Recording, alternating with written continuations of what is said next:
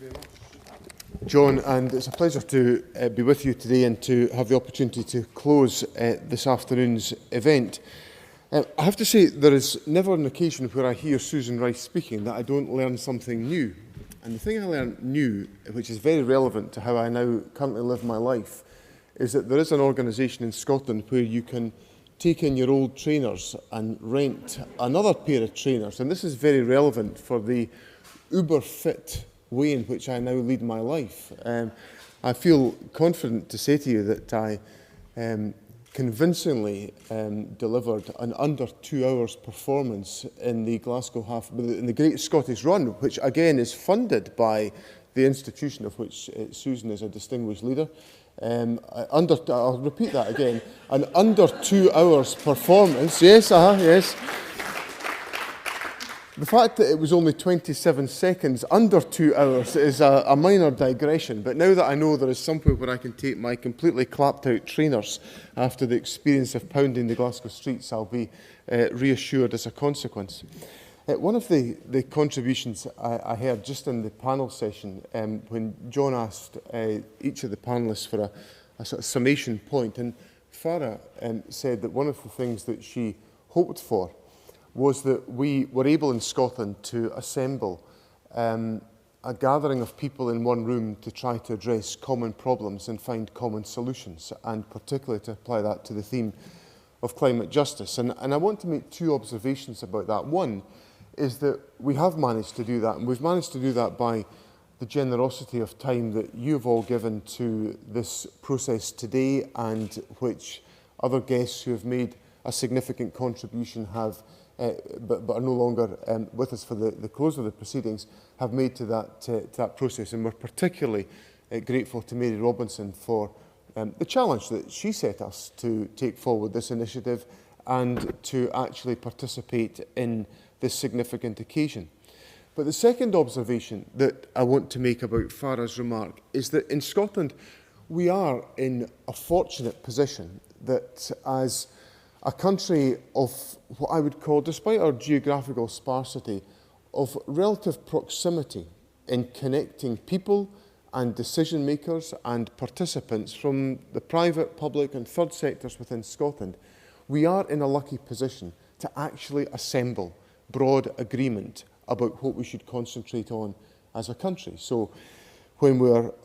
up against it, facing a particular problem, often climatic problems, whether it's the implications of flood incidents in some parts of the country, or the incidence of severe winter weather, or whether it's the consequences of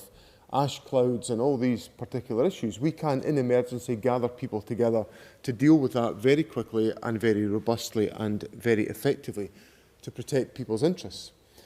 But actively, in terms of our policy-making agenda, we can also do that, where we can bring people to points of agreement, where we encourage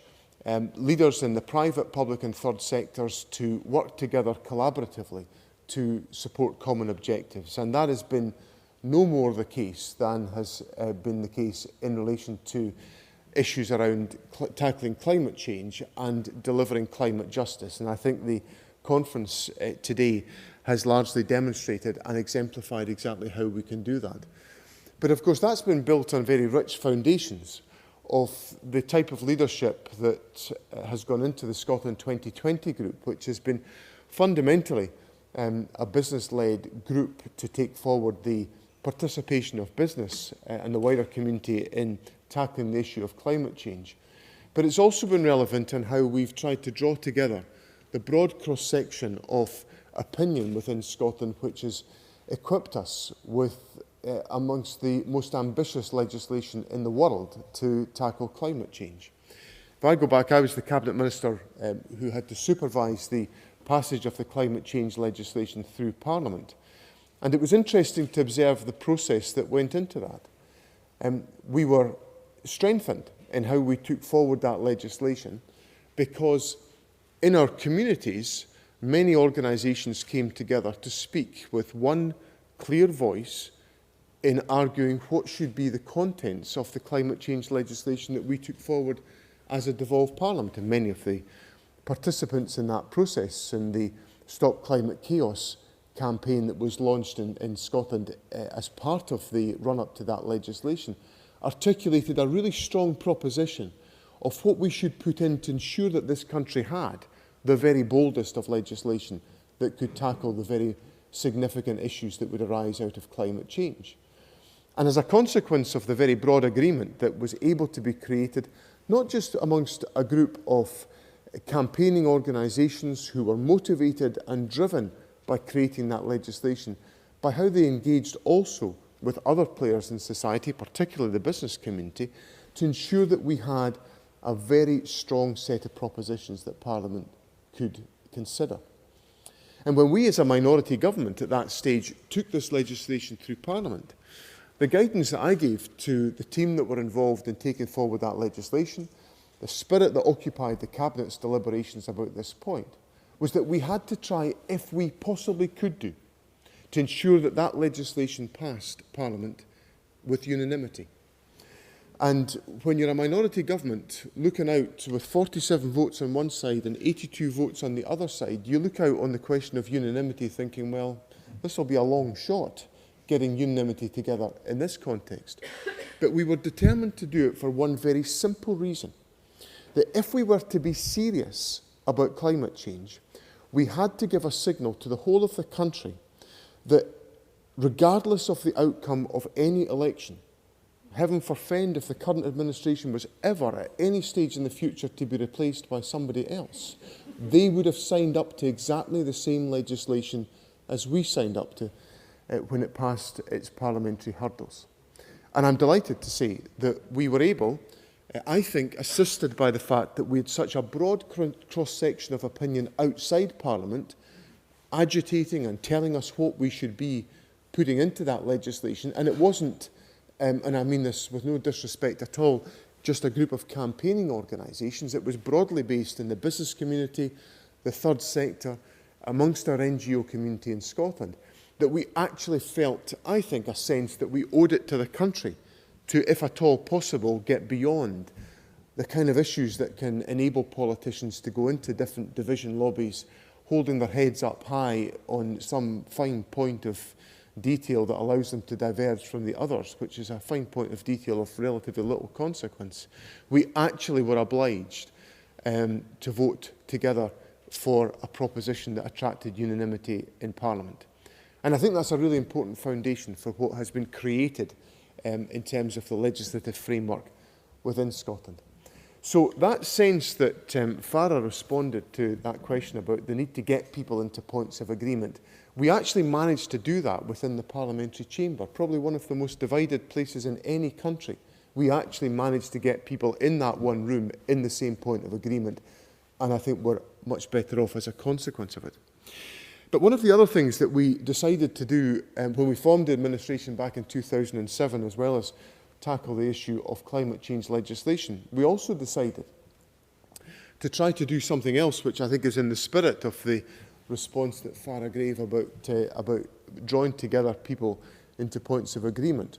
was to try to create a policy framework in Scotland that was very broadly agreed, or the focus of it was agreed as widely as possible within Scotland, and what we now call as our national performance framework is designed to do that. It is a framework that brings together the obligations that we think our country has,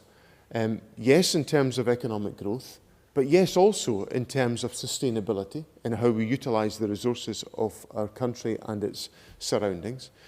What kind of deal we do with the population about how we involve the population in the achievement of our economic objectives, how we ensure that every part of the country is able to be part of a journey of progress, so that it's not good enough, it's not satisfactory for us to have parts of the country that are doing phenomenally well and other parts of the country that are doing phenomenally badly. We have to tackle the areas of poor performance in our society, either geographically or socially or economically or environmentally, to ensure that we deliver a certain balance that is a product of an agreed policy framework within Scotland. And tomorrow night I will chair the third of the roundtable events that I'm having across the political spectrum within Scotland to try to embed that national performance framework, that sense that we have got a rounded set of approaches that we've got to take, a balanced scorecard, to perhaps use the jargon, which enables us broadly to say to the country there are many, many things of common focus across the political spectrum which can give leadership, clear decisive leadership to the country about how we advance on this agenda. So there is a great opportunity, which I think in Scotland we increasingly seize, of using the proximity that we have as a country of 5 million people, with a government community that is ever more connected to the private sector and to the third sector in Scotland, and the government community which is in itself more connected between national and local government and between the agencies of government that act on our behalf, to focus on common priorities and common objectives. And the objectives to tackle climate change and to deliver climate justice run through all of those commitments. We established back in 2007 a sense that all ministers were responsible for all of the government's programme of activity, which doesn't mean that we've got a lack of leadership. It means we've got intense and focused leadership where there's no dodging away from the central agreed priorities of government that we have to deliver. And I think as a framework, it works extremely well in supporting the work and the priorities of government. Now, I know that the First Minister would have loved to have been here today and to have participated in the conference, but I think you'll understand his presence was required with Her Majesty the Queen in London for the launch of the Commonwealth Games baton, which is now wending its way around the world from Buckingham Palace today, and will come back to Glasgow in the summer of next year. A real invisible symbol of the connection of this country to the wider community and to the wider international community. And of course this conference symbolises that connection of Scotland to the wider international community, particularly in the field of climate justice. The First Minister was able to announce to the conference this morning the doubling of funding for the Climate Justice Fund, which is another major step forward for us. The first round of £3 million allocated is already delivering access to clean water for the climate vulnerable in Malawi and in Zambia. The second pledge of £3 million, like the first, is new money that will be added to our International Development Fund, and it's also been contributed to by the Hydronation initiative that Susan Rice referred to a moment ago. And these are just illustrations of how we take, in a very serious fashion within our country, our duty and our obligation to ensure that we contribute effectively towards tackling some of the ills of climate justice that exist around the globe. And we will continue to do that as effectively as we can. Paul Wheelhouse also earlier on today announced that the Scottish Government is helping to fund a UNITAR renewable energy training course in Malawi, which provides the opportunity to share some of the expertise that is now a growing body of opinion within Scotland with a wider audience around the globe, based on the experience that we have learned in tackling some of these opportunities within Scotland, and certainly in terms of my overall responsibilities for taking forward the government's renewable energy programme. I think this is a really exciting byproduct of the learning and the example that has been created here within Scotland. Susan gave an account there of the connections that are being established with the business community around the issues of climate change, and we are extremely fortunate to have in Scotland the leadership of the 2020 group, which has given such focus to private sector endeavour in advancing the agenda on climate change.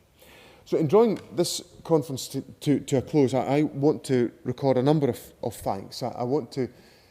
particularly thank Mary Robinson, who's been of invaluable help to us in, well, I'm going to say encouraging us, I think probably demanding of us that we do something like this, and I'm glad that Mary Robinson has made that demand of us, and she's assisted so magnificently in advancing the climate justice agenda, and I know made a compelling contribution to the conference this morning. I'd also like to thank all of the contributors today who've helped to put across such powerful messages, all of those who have presented on the significant and piercing impacts of climate change on the poor and vulnerable in the developing world. And I'm particularly grateful to those of you who've travelled to Scotland to help bring to life the climate justice message, representing Focus on the Global South, UNICEF, the Clinton Foundation in Malawi, ActionAid and many others. I'd also like to thank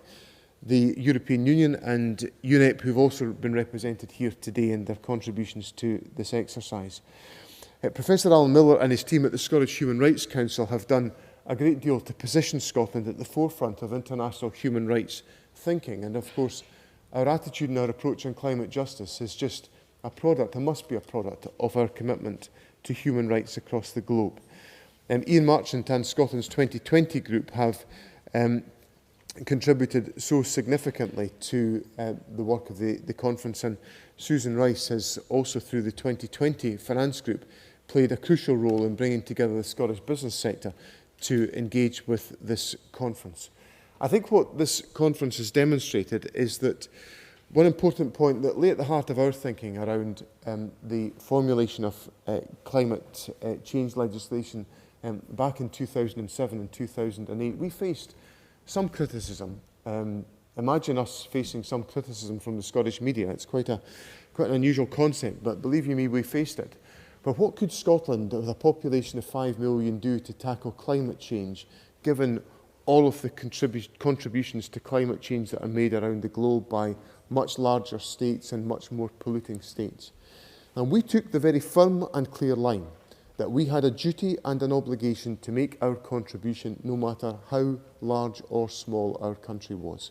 And that remains the steadfast position of the Scottish Government, that we have an obligation to this generation, to future generations, to the planet we have the fortunate privilege to occupy, to make our contribution. And that is exactly what we will do. And what I think this conference has helped to do is to reinforce that message, and to reinforce the obligation on all of us to contribute to tackling climate change, but also to tackling climate justice into the bargain. I warmly thank you on behalf of the First Minister and the Scottish Government for all of your contribution here today. I look forward to having a blether with those of you who are able to stay behind afterwards. But please be assured that this has been an important landmark for the Scottish Government in reinforcing our commitment to tackling climate change and to advancing the agenda of climate justice. And the debate has been enhanced by your contribution today. Thank you very much.